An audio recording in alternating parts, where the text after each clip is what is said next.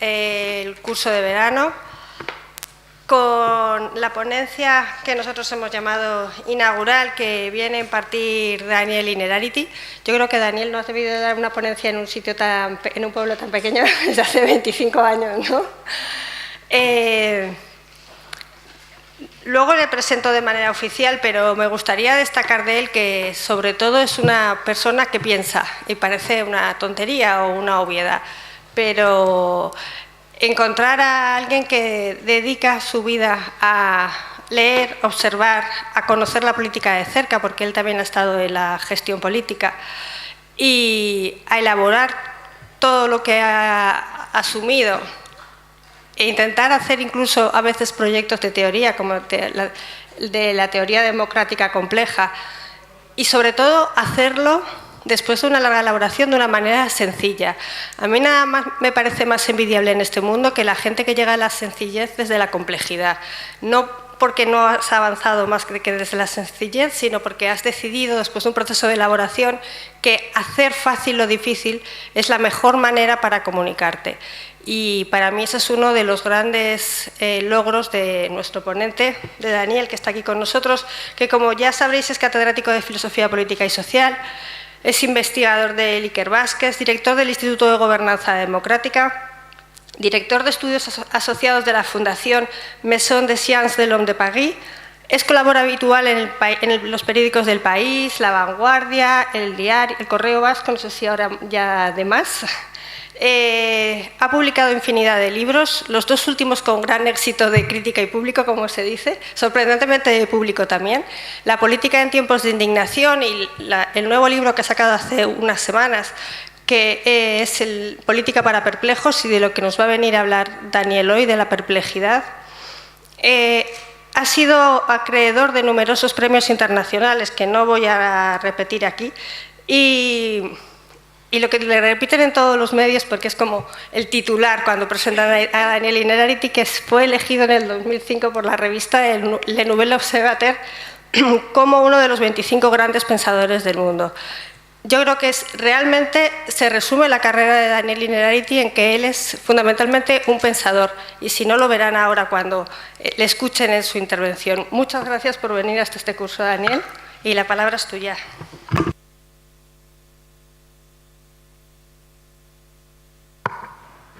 Muchas gracias, Carmen, muchas gracias a las autoridades que estáis aquí presentes, a todos los amigos de FONZ que habéis venido a este curso. Yo estoy muy contento de estar aquí hoy. Este ha sido para mí un viaje un poco entrañable, porque yo me pasé 7 años viviendo al otro lado del Pirineo y al mismo tiempo era profesor en la Universidad de Zaragoza, y prácticamente todas las semanas hacía esta carretera, en verano, en invierno, con nieve, en fin, hasta me cayó una luz en el túnel de Bielsa, me arrastró el coche, en fin, tuve un accidente ya casi al final de mi estancia, unos años que estuve allí viviendo, y hacía la compra en el Sabeco, que ahora ya no se llama Sabeco, de Barbastro.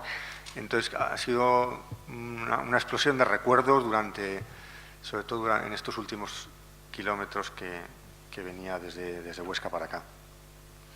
Muchas gracias, Carmen, de verdad, por la invitación. Yo estoy encantado de venir aquí, y basta que me lo pidas tú para ir a un pueblo, sea pequeño o grande. Yo vivo en un pueblo que todavía es más pequeño que Font, bastante más pequeño que Font, y además a mucha honra. Bueno,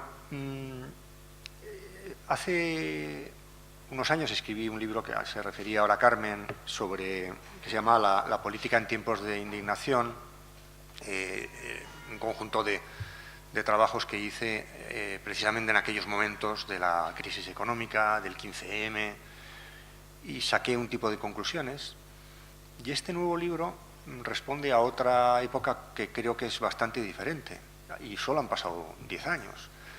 ¿En qué se sustancia la diferencia? Pues que yo creo que en el momento de la indignación teníamos el campo de juego bastante bien definido. Sabíamos qué cosas se habían hecho mal, quiénes eran los culpables, quiénes éramos los inocentes, qué cosas había que hacer para resolver aquello. Y el campo estaba bastante claro, no había gente perpleja, había gente muy cabreada, con mucha razón, a veces no con el diagnóstico más preciso, pero en cualquier caso que tenía las cosas claras, ¿no? Y hoy en día lo que yo más bien me voy encontrando por la sociedad es gente más desconcertada, que no tiene tan claro que aquel diagnóstico fuera el correcto, que ya no sabe quiénes son, como decía aquel famoso político, yo ya no sé quiénes son los nuestros, ¿no? Que yo creo que el tipo de preguntas que nos hacemos habitualmente en relación con la política, el otro día escribía una amiga nuestra, ¿de quién son los partidos? Menuda tontería, que fue una más sencilla, ¿no? Una pregunta complicadísima, no sabemos de quién son los partidos, ¿no? Ahora que hay unas primarias en el PP, pues parece que son de 60.000 personas, cuando eran 800.000, no sé, es de los aparatos, pero ¿quién es el aparato? Bueno, yo creo que se nos está llenando todo esto de una cantidad de preguntas a las que no tenemos una solución sencilla, ¿no? Yo acabo ahora de escribir una cosa para Agenda Pública sobre una serie de artículos que voy a escribir sobre la crisis de Cataluña y comienzo diciendo, si tú haces una descripción de un problema, sea el de Cataluña o de cualquier otro problema político, y como resultado de la descripción lo que te sale es que hay unos que se han vuelto locos y que son unos sinvergüenzas, unos malvados, y en el otro lado estamos gente inocente, que lo tenemos todo claro, seguro que el diagnóstico lo has hecho mal, ¿no? Seguro que, lo cual no me lleva a pensar que no existen malvados y que no existe gente que se ha vuelto loca, ¿eh? Pero que generalmente las cosas no son tan sencillas como las habíamos planteado, ¿no? Bueno, que haya más incertidumbre en parte es una cosa también buena, ¿no? Porque pensemos, aquí arriba veo que tenéis un museo de trajes típicos de esta zona, ¿no? Imaginaros una persona que viviera en Fons hace 100 años. ¿Tendría incertidumbres? Pocas. Tenía otras cosas que eran peores que la incertidumbre. Probablemente un panorama de relativa escasez, una vida predeterminada por lo que sus padres, de una manera más bien autoritaria o una tradición poderosa, le imponían que tenía que ser, en el orden ideológico, religioso, por ejemplo, luego vais a hablar de esto, si uno era mujer o uno era hombre, no había ninguna incertidumbre de lo que uno tenía que hacer. Hombre, mejor que haya unas cuantas, ¿no? Y que uno pueda decidir qué hacer con su condición de hombre o de mujer, ¿no? Bueno, esa gente podía vivir en entornos más miserables que los nuestros, con mayores penurias, pero tenían las cosas relativamente claras, ¿no? Bien, hoy en día lo que tenemos es la sensación también de que hay en la política también eso que llama la gente que sabe del asunto una mayor volatilidad. ¿Volatilidad qué significa? Pues que antes, ante cualquier elección, los que se dedican a estos análisis eran capaces de hacer unas previsiones bastante acertadas, ¿no? Por ejemplo, los trabajadores votan a la izquierda, ¿no? Pues eso lo sabemos todos, ¿no? Pues ya no. Te encuentras que en Francia ya eso no es así, ¿eh? Los ricos votan a la derecha y son conservadores. Bueno, pues explícame Trump dónde entra en esa categoría, ¿no? Es decir, cada vez tenemos más la sensación incluso de que pueden pasar cosas que no teníamos previstas, que cualquier cosa es posible. O sea, desde el momento en que sale elegido Trump, el Brexit sale adelante, el acuerdo de paz de Colombia es rechazado, ya no sé qué más ejemplos poner, Sánchez resulta que es presidente del gobierno. Yo me acuerdo que me fui a México 2 días antes y en México recibí la llamada de un amigo mío llamado Josep Borrell, que me preguntó, oye, ¿qué crees que va a pasar con esto? Porque creía que yo tenía alguna información privilegiada, craso error. Y yo le dije, hombre, evidentemente no saldrá, ¿no? Y me lo estaba diciendo el que 2 días después iba... Bueno, estamos fallando en todas las previsiones. Hay incertidumbre teórica, hay una incertidumbre en cuanto a los conceptos. No sabemos muy bien qué conceptos utilizar para designar la actual situación. Hay una incertidumbre en cuanto a la voluntad, qué tipo de voluntad. ¿Nos adaptamos a lo que viene, como dicen los conservadores, o impugnamos todo lo que hay como algo desastroso, como viene a decir cierta izquierda más bien radical, ¿no? y nuestras emociones están desatadas, las emociones de desconfianza, desafección, indignación, etcétera, etcétera, están salidas de madre, ¿no? Bueno, yo creo que todo lo que sea, todo lo que tiene que ver con la operación de prever el futuro, tiene que estar guiada por 3 principios fundamentales. El primero de todos, tenemos que ser más modestas en nuestras previsiones. Todos los coeficientes estos de error de las encuestas ahora mismo están siendo revisados con seriedad, ¿no? ¿Habéis oído alguna previsión? Hoy son las elecciones, las primarias en el PP. ¿Habéis oído alguna previsión de quién va a ganar? Yo he oído a gente que no tiene ninguna autoridad. Me ha dicho, no, yo creo que va a ganar fulanito, menganita y tal, pero no se sabe. O sea, la voluntad popular, sea lo que sea, unas primarias, unas elecciones, tal, es una caja negra de donde salen sorpresas hacia la clase política. Antes era más bien al revés, ¿no? ¿Con qué nos sorprenderá la clase política? Ahora más bien es con qué nos sorprenderá la gente, ¿no? Porque hace cosas raras, muy difíciles de prever, ¿no? Segundo principio que yo recomiendo siempre, no minusvalorar aquello que aborrecemos. Yo creo que uno de los grandes fallos de las previsiones está en que uno aborrece gente como Trump o le parece que el Brexit es el suicidio de la política y de la economía británica, y la reacción es decir, luego no puede salir adelante, luego no puede ganar, ¿no? Ojo, que tenemos prejuicios, tenemos muchos prejuicios a la hora de analizar la sociedad, ¿no? Bueno, y el tercer consejo que yo daría es tenemos que pensar nuevos conceptos, necesitamos nuevos conceptos para entender lo que está pasando. Y yo el primero, y me dedico a esto toda la vida, me he dedicado a pensar esto, pero ¿qué significado tiene la palabra establishment o aparato? Ahora en el PP, los 3 critican al aparato. No sé de dónde vienen, deben venir de Lourdes. En las elecciones francesas últimas, todos los candidatos criticaban al establishment, y todos venían del establishment. Trump hizo sus elecciones contra el establishment. Hombre, ya me diréis de dónde venía él, ¿no? Una persona pobre del barrio del Bronx, no sé. Ya no sabemos qué es una violación. Voy por saltar a otro ejemplo, bueno, sí sabemos, ¿no? Pero en fin, parece que algunos no lo saben, ¿no? O por lo menos yo creo que tenemos que hacer un debate sobre este tema también, ¿no? Un debate, o lo que queramos, ¿no? Pero sobre eso hay que discutir. ¿O qué es un golpe de Estado? Esto es un golpe de Estado. Un momento, ¿qué es un golpe de Estado, no? ¿O qué es un facha? Es que es un facha. Un momento. Fachas hay muchos, más de los que debería, pero ojo con esas palabras, ¿no? Con esos términos, ¿no? Bueno, algo nos está pasando con los hechos. ¿Qué pasa con los hechos? ¿Qué pasa con los hechos? Tradicionalmente, una persona que apelaba a los hechos era una persona que enseguida identificábamos como de derechas, ¿no? Porque remitir a lo posible, los hechos, la realidad, los datos, era una cosa más bien conservadora, ¿no?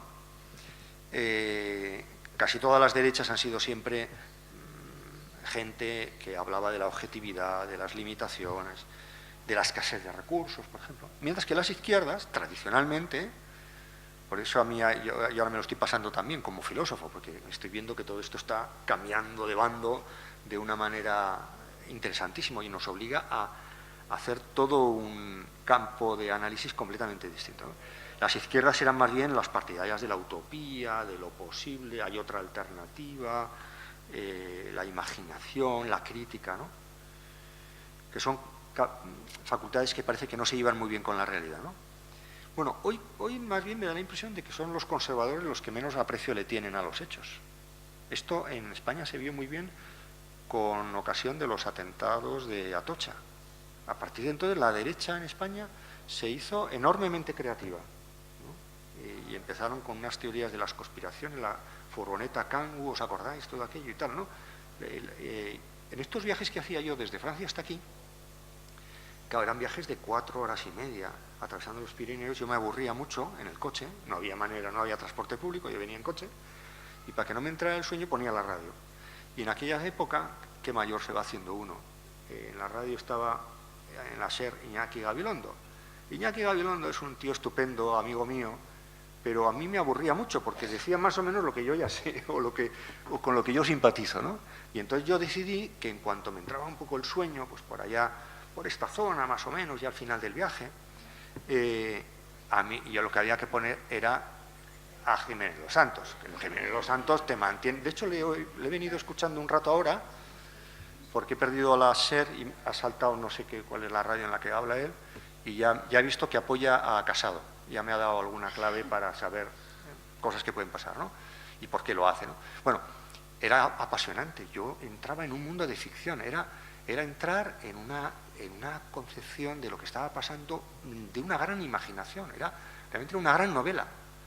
No era el estilo aburrido del análisis crítico objetivo, era un hombre fabulando sobre las conexiones de ETA con él, porque habían descubierto que si la Orquesta Mondragón, ¿os acordáis de todo aquello? La casete de la Orquesta Mondragón, que le habían pillado a un yihadista en la cárcel y tal. Era apasionante, ¿no? Te ponía de una mala leche que evidentemente no te podías caer al alcanadre, ¿no? Con ese... Bueno. Y entonces, ¿qué es lo que ha pasado? Bueno, pues que ahora mismo que los hechos son muy débiles, ¿de qué hablan los políticos, los consultores de las políticas? Aparte de mostrarnos las manos de los gobernantes, aparte de eso hablan del framing. O sea, lo importante es el framing, lo importante es el relato, lo importante es cómo conectas todos los hechos, las historias. Ahora mismo, detrás de cada político, lo que hay es un contador de historias, ¿no? Un fabulador, cuando antes lo que había era más bien un registrador de hechos, un técnico que iba buscando, midiendo objetividades, ¿no? ¿Por qué? Bueno, pues porque probablemente lo que ha pasado es que nuestra vida política se ha espectacularizado mucho, y cuando la política es espectáculo, como es en buena medida en nuestro presente, las fabulaciones se entretienen mucho más, que si tú ahora llegas y empiezas a hablar de datos objetivos y tal, de cómo va la economía, eso no entretiene a nadie. Pero si empiezas a contar la conexión entre los yihadistas y la Orquesta Mondragón, que es evidente, ¿no? Pues ya empiezas con eso, te lo pasas mucho mejor. Yo desde luego me lo pasaba mejor, aunque también he de reconocer que tenía aquello, era un poco malsano. Bueno, entonces, claro, si los hechos son muy débiles, como pasa hoy en día, ¿no? Que los hechos son muy discutibles, bueno, depende de la perspectiva, es la hora de las fabulaciones. Una fabulación resulta irresistible, ¿no? Y que alguien te cuente una historia es muchísimo más interesante, ¿no? ¿Por qué? Porque además, en un mundo de tanto desconcierto, contar una historia significa conectar cosas, dar sentido al desconcierto en el que vivimos. La mayor parte, nosotros estamos desconcertados, vemos cosas que no entendemos, marcos que saltan, estabilidades que no existen. Y de repente llega un gurú y conecta la Kangu, la Orquesta Mondragón y el atentado de Atocha. Y de una manera que es plausible, como hacen los buenos narradores. Bueno, esto se compra. Bueno, lo cual yo no estoy haciendo un llamamiento cínico a contar historias inverosímiles, sino que a quien tiene una responsabilidad política tiene que contarlo, y se puede contar las cosas bien o se pueden contar mal, ¿no? Lo malo de cuando esto se convierte en una teoría del complot es que eliminamos todo el elemento de azar de la historia, ¿no? Y a partir de entonces, a mí lo que me fascina y al mismo tiempo me irrita de los que hacen las teorías de la conspiración es que lo conectan todo demasiado bien y que no tienen en cuenta que en la historia humana hay un porcentaje de chapuza y de improvisación, ¿no? Es como cuando te dicen, ¿no? Cuando tú conoces por qué ha pasado una cosa, la conoces desde dentro, y alguien desde fuera te dice, ya, claro, lo que pasa es que habéis hecho esto para tal, y tú lo ves desde dentro y dices, si yo te contara por qué salió esto, por qué fulanito es alcalde, por qué salió bien esta operación política y mal aquella otra, y la chapuza que salió bien, o la previsión enorme que salió mal, eso es lo normal en la política. No desvelo nada que los que os dedicáis a la política aquí os puede irritar, ¿no? lo poco que yo conozco de la política por dentro, o lo mucho, yo veo mucha más improvisación, chapuza, planificación que sale, pero en el sentido contrario. Bueno, porque la vida es así, la vida es caótica, es veloz, etcétera, ¿no? Bien, y además cuando eso es otro tema que no llevaría muy lejos, pero bueno, simplemente lo menciono, ¿no? Cuando uno está continuamente hablando en términos de confabulación, en el fondo está extendiendo el fatalismo, una idea muy fatalista de la historia, ¿no? Está dando a entender que estamos frente a enemigos demasiado poderosos, y que los poderosos son demasiado poderosos y todo lo tienen, esto está atado, perfectamente atado, y todo está previsto, cuando la realidad es que aquellos que tienen aparentemente mucho poder no tienen tanto poder como parece, ¿no? Por consiguiente, yo creo que las historias historias demasiado confabuladoras lo que hacen es abatirnos más, ¿no? Es pan para hoy y hambre para mañana. Equivale a decirnos no hay nada que hacer. La política se decide en una tramoya donde 4 poderosos que lo deciden todo, y eso no es verdad. Y además eso es antidemocrático y eso desanima mucho a la gente, ¿no? Bien, en este contexto, hace ya un tiempo ha surgido toda esa discusión acerca de las fake news, que en parte es uno de los temas de vuestro coloquio estos días, ¿no? Y quería decir algo sobre este tema para enmarcarlo un poco desde lo que a mí me compete, ¿no? que son los conceptos generales, no las técnicas concretas que yo desconozco, ¿no? Ha habido esa pretensión de la Unión Europea, hay una comisión en la Unión Europea estudiando la posibilidad, los límites, las condiciones jurídicas para luchar contra las fake news. En el Congreso de los Diputados también hay una comisión que está trabajando sobre este tema, es decir, cómo atacar el tema de las noticias falsas, ¿no? Bueno, la tesis que yo voy a sostener hoy aquí es que no toda intervención reguladora sobre cualquier asunto, pero también sobre este asunto de las noticias falsas, es eficaz y que a veces puede producir otros destrozos de no mayor importancia.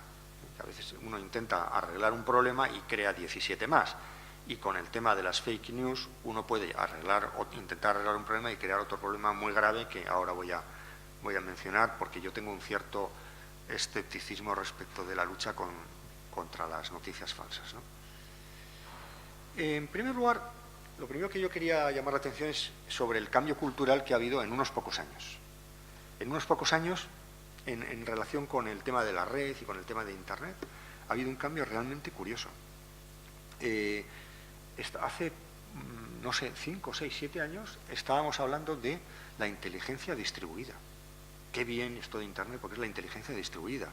Y ahora mismo ya nos la imaginamos como la manipulación de unos pocos. Yo me acuerdo cuando la primavera árabe, estuve en un debate en Alejandría con esta chica tunecina que puso en marcha el asunto con aquella web, ¿no? Que creó, desestabilizó. Y yo entonces era muy escéptico de las posibilidades de la primavera árabe. Siento haber tenido razón en buena medida, ¿no? Ya me hubiera gustado que el desarrollo hubiera sido otro, ¿no? Pero, en fin, con esto de las tecnologías pasamos muy fácilmente del entusiasmo al abatimiento, ¿no? De la tecnoeuforia al tecnopesimismo, ¿no?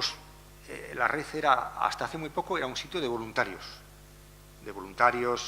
un poco desaliñados, en fin, que se pasaban día y noche apoyando buenas causas, y ahora mismo el imaginario de la red está lleno de haters, ¿no? De gente que odia, ¿no? Lo que está lleno es de gente que está odiando y que está metiendo odio a la gente, ¿no?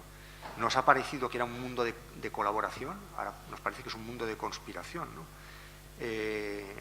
Antes era el nuevo héroe, los nuevos héroes eran los hackers eran lo que todo chaval o chavala de 15 años quería ser de mayor era hacker, y ahora resulta que está todo lleno de trolls, que es exactamente lo contrario, ¿no? Ahora explicamos todos los éxitos y todos los fracasos electorales en virtud de la red. Y además, a veces las dos cosas al mismo tiempo, ¿no? y si hay rusos detrás, ya ni te cuento, ¿no? Ya eso, vamos, ya acabamos de componer toda la historia, ¿no? Cuantos más rusos haya detrás, más verosímil resulta el que aquello haya salido mal o haya salido bien. Ya, todo está explicado, ¿no? Bueno, el año, ¿recordáis el año pasado? Hubo una polémica en Estados Unidos en relación con el número de personas que habían ido a la toma de posesión de Trump y a las que habían ido a la de Obama. Ha sido muy interesante ver cómo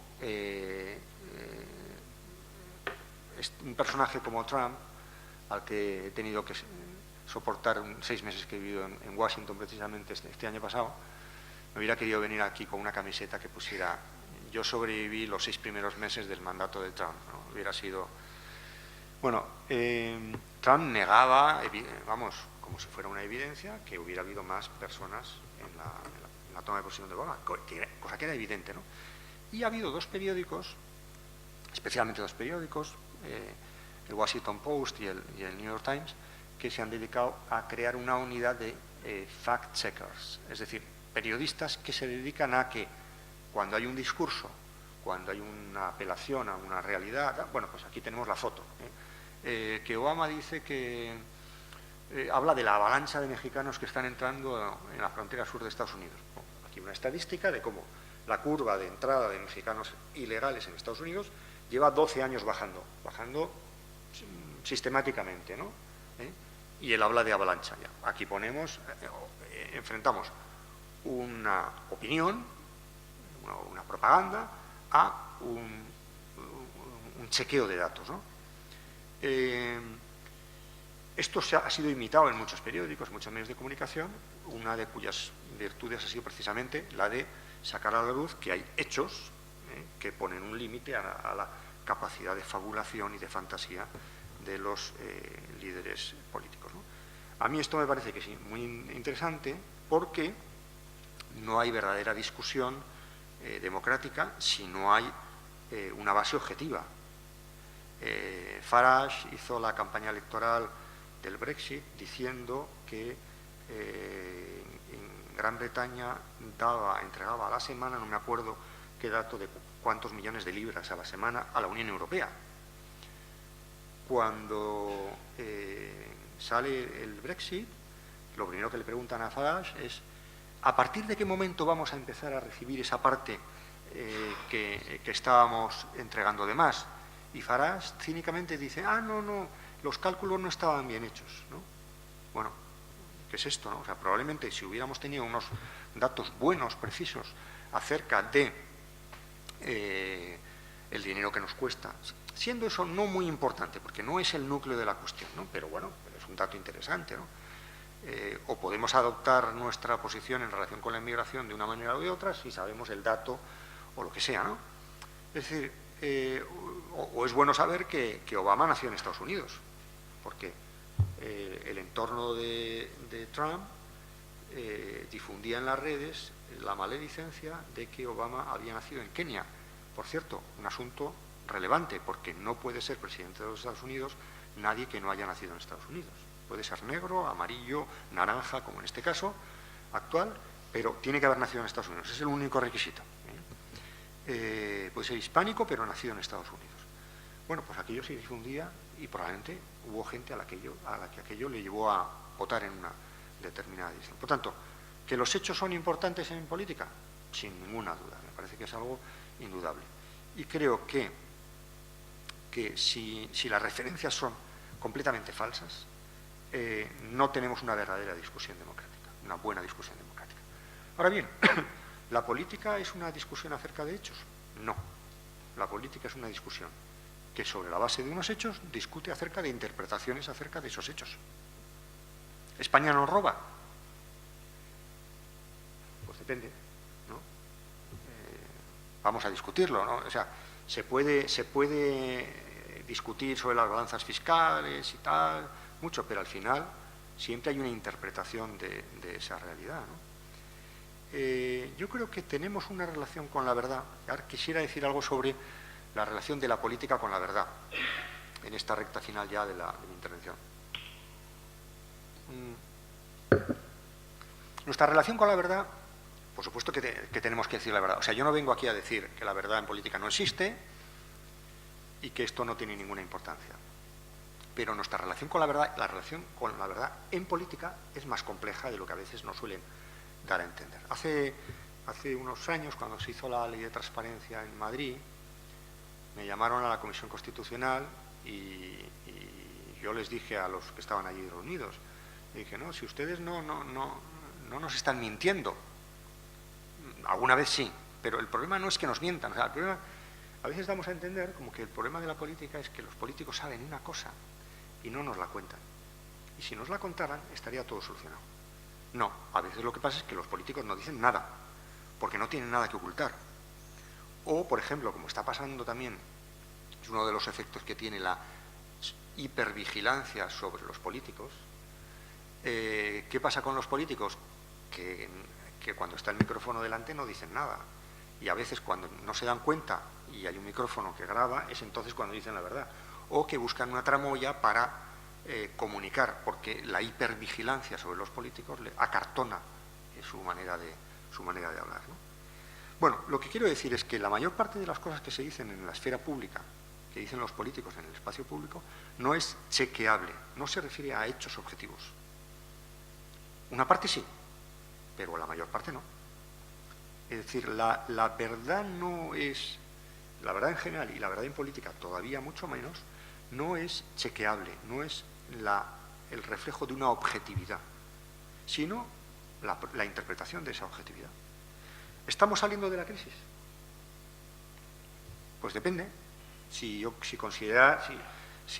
soy una persona más bien conservadora y creo que la salida de la crisis tiene que ver con las condiciones generales de movilidad del mercado y confío la recuperación personal en el largo plazo, sí, estamos saliendo de la crisis. Si yo soy una persona más bien de izquierdas y considero que eso tiene que ver con la salida ya de las personas y con un empleo de más estabilidad, entonces diré, no, estamos todavía muy lejos. Bueno, eso es una cuestión que no es objetiva en ese sentido, ¿no? Es decir, que vivimos en un entorno de interpretaciones y raras veces nuestras afirmaciones son una descripción objetiva de la realidad. Luego, además, para complicar más las cosas, yo soy un filósofo y, por tanto, Carmen ha cometido el error de ponerme aquí en el primer día y yo ya, a lo mejor venís con una idea preconcebida, yo vengo aquí a crearos más problemas de los que teníais, ¿no? Desde el alcalde hasta el último del pueblo. Esto es muy complicado. Vamos a complicar todavía más las cosas. La política tiene mucho que ver con las emociones. Un político no está para... Iba a hacer una broma y, bueno, me la voy a hacer. Un político no es un registrador de la propiedad, sino que es alguien que, aparte de hablar de objetividades, moviliza a la gente, anima a la gente, mete miedo. Ojo que estáis adquiriendo demasiado crédito. O al revés, oye, consumir un poco, que esto, la vida en el pueblo, venga, hay que gastarse el dinero en el bar, que esto crea puestos de trabajo y hay que ir a las fiestas, ¿no? Es decir, con el político, la política es una persona que está también gestionando emociones públicas y hay veces que hay que meter miedo a la gente en determinados asuntos y hay otras veces que hay que animar y hay otras veces que hay que movilizar y hay otras veces que hay que impulsar a la solidaridad y hay otras veces que habrá que reñir, no sé, hay que hacer mil cosas, pero la responsabilidad de un político no se resume en que no diga ninguna mentira, sino en que abra espacios de juego en los que la verdad o la mentira, ¿qué tiene que ver? Bueno, no juega ningún papel, ¿no? Donde uno tiene que hacer un ejercicio de retórica. Incluso puede permitirse exagerar, porque yo no movilizo si no exagero un poco. Tengo que exagerar. Esa exageración tiene que ver con algo chequeable, objetivo, no, pero es mentira, tampoco. Puede ser incluso lo más correcto en un determinado momento, ¿no? Dicen los macroeconomistas que las medidas de política económica muchas veces son anticíclicas. Cuando todo el mundo está consumiendo a lo loco, un buen gobernante de la economía lo que tiene que hacer es enfriar la economía, y enfriar la economía es meter miedo a la gente. Y a lo mejor quién es el guapo o la guapa que hace esto, ¿no? Hoy en día, ¿no? Pero, y al revés, a veces lo que hay que hacer, cuando todo el mundo está muerto de miedo, es animar el cotarro, ¿no? Y por tanto, de alguna manera, hay que hacer un poco en política a veces lo contrario de lo que la gente tiende a hacer. La política es un poco contracíclica, es un poco va un poco contra la gente en este sentido, ¿no? Hay momentos en que hay que empujar y hay momentos en que hay que desacelerar, ¿no? Bien, por tanto, la política tiene que ver con la objetividad en una muy pequeña parte.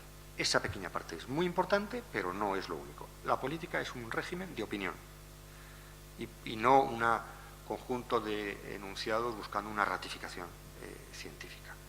En la política no se trata de alcanzar la verdad, sino de tomar las mejores decisiones con la contribución de toda la ciudadanía, sabiendo que nadie tiene un acceso privilegiado a la verdad. Y si alguien viene con un monopolio de la verdad, con un acceso privilegiado a la verdad, pues hay que ponerse a cubierto, porque aquello es bastante peligroso. Decía Rawls, un gran filósofo de la política norteamericano, ya fallecido, decía: la expresión toda la verdad y nada más que la verdad es potencialmente antidemocrática. Yo creo que se podía poner en este sentido, ¿no? Bueno, no estamos hablando de ese tipo de verdad, estamos hablando de otra cosa más amplia, ¿no? ¿Por qué? Porque en política, cuando uno trae a colación una objetividad, no zanja la discusión, sino que es cuando la pone en marcha. Yo tenía un amigo que decía: hay gente que más que darte un dato, te da con un dato, ¿no? El dato como algo con lo que te agrede, ¿no? No, vamos a poner encima de la mesa los datos de paro, de afiliación a la seguridad social, de situación, son estos. Más o menos eso se pueden incluso, bueno, en fin, también hay mucha discusión acerca de los datos, incluso hay un activismo, porque a veces nos quieren engañar a través de los datos. Hay datos que miden una cosa para ocultar otra. O sea, también hay una militancia, ahora mismo hay un ¿cómo se llama? Un statistic activism, activismo de las estadísticas, muy